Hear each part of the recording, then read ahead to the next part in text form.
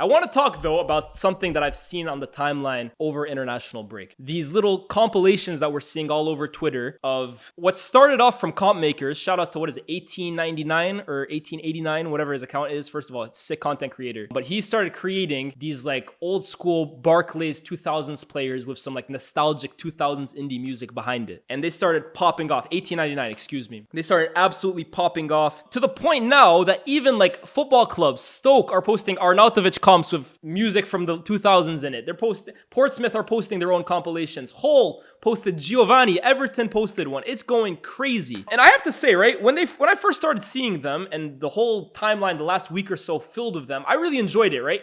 Because obviously that's a special time in my life because that's when I started watching football, 2006 onwards. So I watched a lot of those guys and it brings you back to those moments. It's a nice feeling. And also, look, let's face it, right? International break on Twitter and on social media is an absolute cesspit of just rehashed, repeated opinions. Was Drogba overrated? Hazard versus Salah? Like, it's just every single Henry, big game show, every single international break, it's the same shit every single international break without fail. So I have to say, being able to see everyone like kind of come together and just appreciate stuff and stay away from those tired debates, it's been refreshing. It's been nice. It's been nice to see. However, there's two things I kind of want to speak from this because actually there's really one. The first thing I'm seeing is people say, wow, look at how much football has fell off. Oh man, look at the vibes and look at how much better football was in the 2000s. And then the flip side is people combating that opinion by saying,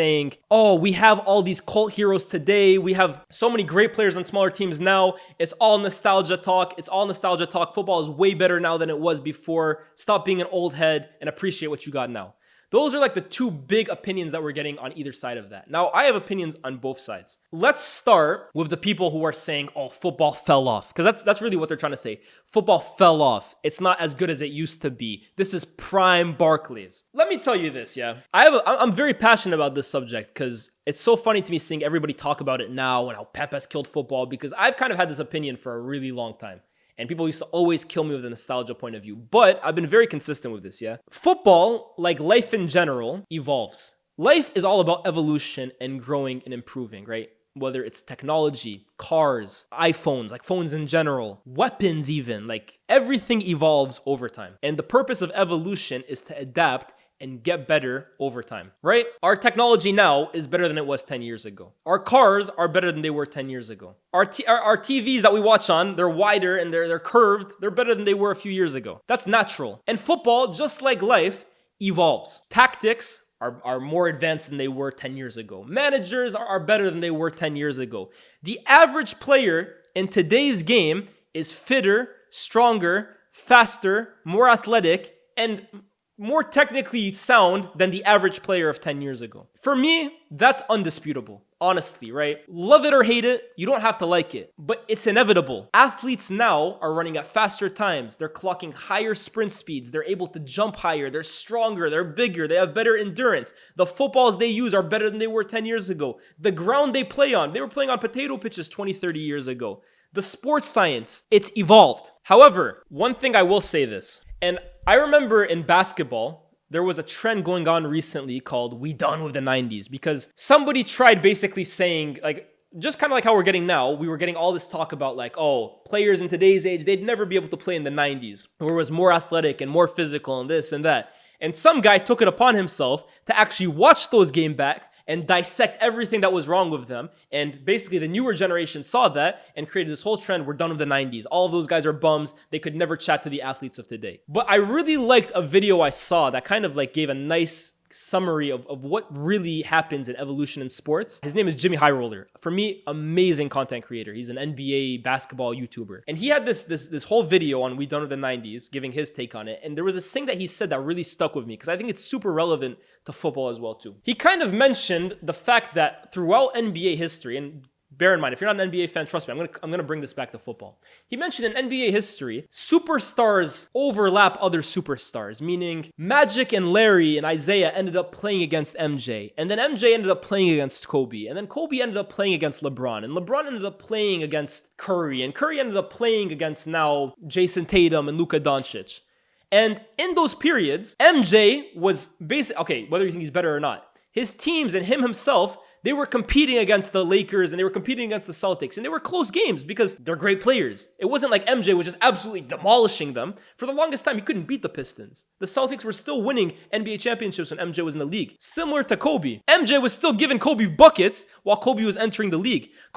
And Tim Duncan were still giving LeBron buckets. Not saying they dominated him, but they were still competing with him on a level playing field while they were in the league. And LeBron and so on and so forth. So where does the mass separation come in between eras? Something he said that really stuck with me is true greatness, the true superstars, the true greatest of all time, their game and their greatness transcends every single era. The greatest of all time are able to do it no matter what the era is, no matter how much it's evolved. So everybody, to bring it back to football, who always say like, oh, players like Henry, they wouldn't be able to do it in today's game. Players like Maradona and Pele and Cruyff, would they be able to do it in today's game? He says the true superstars and the true greats, their greatness and their game transcend any era, and that's what makes them great. However, he also goes on to say, just because that's true doesn't mean that the era they played in was better than the eras that came after them. The game evolves. Superstars remain superstars.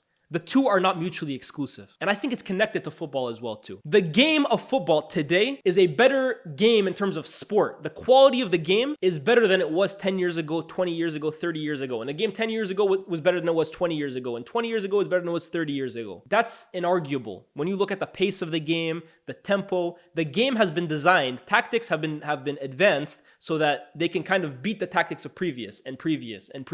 But that doesn't mean that the best players in the world right now are better than the best players in the world 10 years ago or 20 years ago or 30 years ago. So when I said recently about the Ballon d'Or list that I thought it was one of the weakest Ballon d'Or years I've ever seen, that's not to say that I think football was better 10 years ago. I do personally think, and this is taking away from basketball now, that the highest level of individuals, although the average level of the average player has increased, I think the peak level of the best players has decreased. I do think so. Why is that the case? I think because the game has now become much more structured and much more of a team game, and oppositions and have focused on closing down spaces, and they're focused on closing down the best players, and the best players have less time on the ball.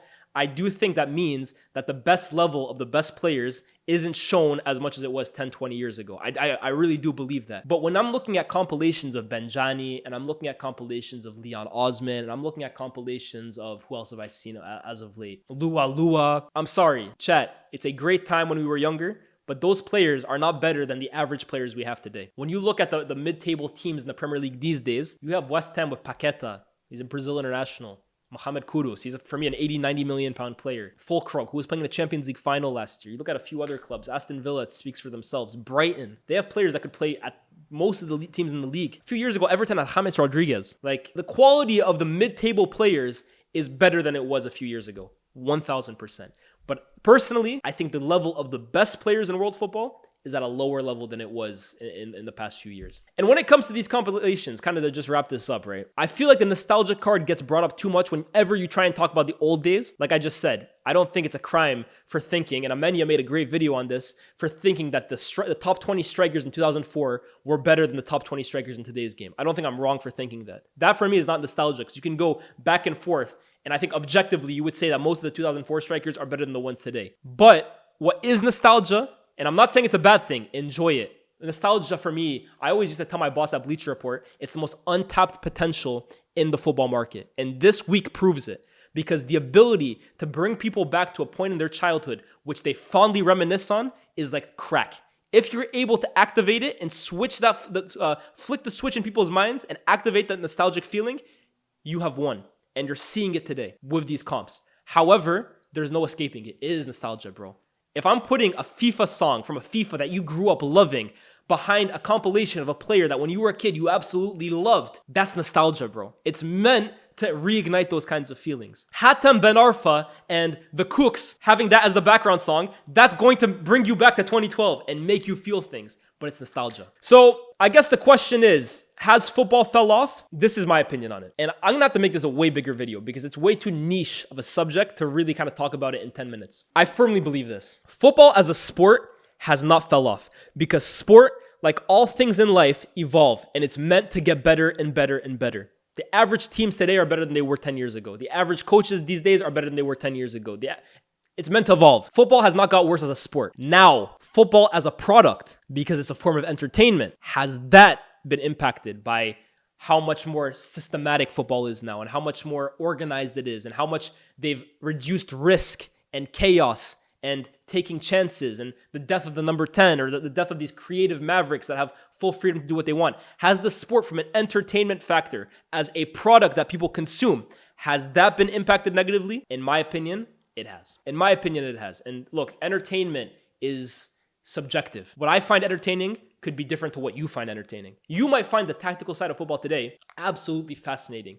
You might hate the chaotic style of the 2000s or 2010s. You love how much more organized it is now. You love the chess-esque matches that we see in today's game. But for me, and I do think it is the overwhelming consensus, I think more people agree with me than not. I do think that the game as an entertainment product, I don't think it's at the same level that it was a few years ago. And I think part of the reason is because in my opinion, the best level of the best players isn't as good as it was 10 years ago. And I do think B, it's because the way teams play on average these days is a lot more cautious and a lot more risk averse and a lot more structured and a lot more tactical. And I think from an entertainment point of view, it's hurt the game. From a quality point of view, the game has never been better. But from an entertainment point of view, and at the end of the day, sport is entertainment, it has been hurt. But think about it as well too. It's not that I blame anyone for that being the case. Look at how much money is in the game today. The more money you put in, the more jobs are at risk, because the more money you put in, the more instant results are required. So when you look at how much the Premier League is paying for this product, and you look at how much managers are being paid today, and you look at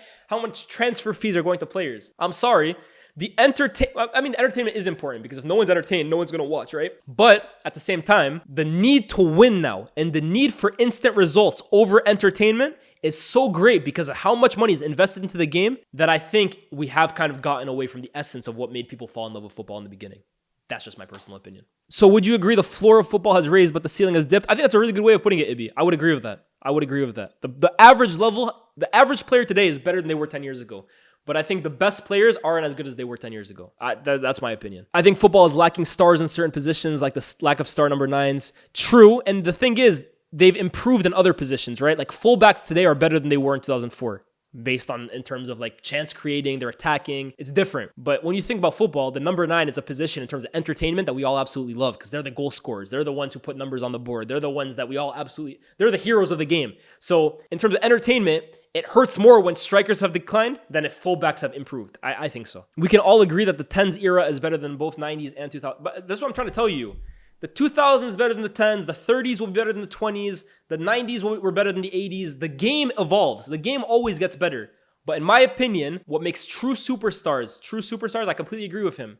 It's their ability for their game to transcend any era. In my opinion, I look at a guy like Diego Maradona and his quality. And look, if you transported that Maradona and teleported him to today's game, of course, he wouldn't adapt as easily. But my point is, if you raised that quality of player in Diego Maradona in today's game and gave him the sports science and gave him the pitches and gave him the balls and protected him from the way defenses used to basically just scythe him down, there's no reason why, for me, Diego Maradona can't be the best player in the world today. Why? His era is not better than today's era.